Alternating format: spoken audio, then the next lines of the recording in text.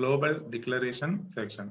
Already variable declaration பத்தி பார்த்திருக்கோம். But global declaration அப்படின்னா என்ன? The global declaration section comes at the beginning of the program and they are visible to all parts of the program. So ஒரு ப்ரோக்ராமோட பிகினிங்லயே இந்த global declaration வந்துடும். Pre processors முடிச்சிட்டோம் அப்படின்னாலே next லைன்ல குளோபல் டிக்ளரேஷன் போட்டுக்கலாம். அந்த குளோபல் டிக்ளரேஷன் போடும்போது அதுல நம்ம என்ன கொடுக்குறோமோ அது வந்து த்ரூ அவுட் த ப்ரோக்ராம் எல்லா இடத்துலயுமே விசிபிளா இருக்கும். அப்ப எனக்கு ஒரு பர்டிகுலர் வேரியபிள் அது ஒரு பர்டிகுலர் ஃபங்க்ஷன் அந்த ப்ரோக்ராம் ஃபுல்லாவே வேணும், அதோட லைஃப் டைம் வந்து ப்ரோக்ராம் ஃபுல்லாவே இருக்கணும் அப்படின்னா நம்ம குளோபலா டிக்ளேர் பண்ணணும்.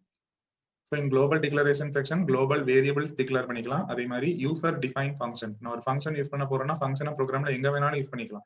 அந்த ஃபங்க்ஷனை வந்து டிக்ளேர் பண்ணிக்கலாம். அந்த ரெண்டுமே global declaration sectionல கொடுக்கணும். ஒரு வேரியபிளா டிக்ளேர் பண்றதுக்கு சின்டாக்ஸ் இது ஆல்ரெடி நம்ம பார்த்திருக்கோம். ஒரு டேட்டா டைப் கொடுத்து ஸ்பேஸ் விட்டு வேரியபிள் நேம் தென் முடிக்கிற இடத்துல செமிகோலன். இதான் வேரியபிள் டிக்ளரேஷனோட syntax. Then function declaration syntax இதுவும் நம்ம பார்த்திருக்கோம். ஒரு ஃபங்க்ஷனுக்கு ரிட்டர்ன் டைப் கொடுக்கணும், என்ன டைப் ஆஃப் டேட்டா அதுல ரிட்டர்ன் ஆகுதுங்கிறது. தென் ஸ்பேஸ் விட்டு அந்த ஃபங்க்ஷனுக்கு ஒரு name, then parameters. So parameters parenthesesக்குள்ள தான் கொடுக்கணும். இது ஆப்ஷனல் தான். தென் முடிக்கும் போது செமிகோலன். இது ஒரு ஃபங்க்ஷனை டிக்ளேர் பண்றதுக்கு சின்டாக்ஸ். இத பத்தி நம்ம டீடைலா ஃபங்க்ஷன்ஸ்ங்கற டியூட்டோரியல்ல படிக்கலாம்.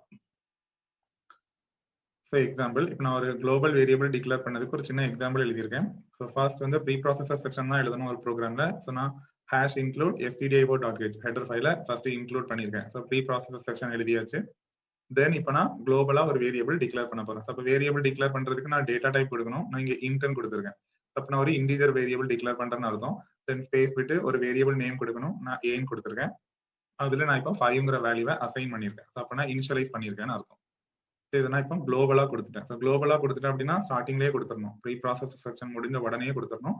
அப்படி கொடுத்தனா அந்த த்ரூ அவுட் த ப்ரோக்ராம் ஏயோட வேல்யூ 5 தான். அதை எங்க வேணாலும் நான் யூஸ் பண்ணிக்கலாம்.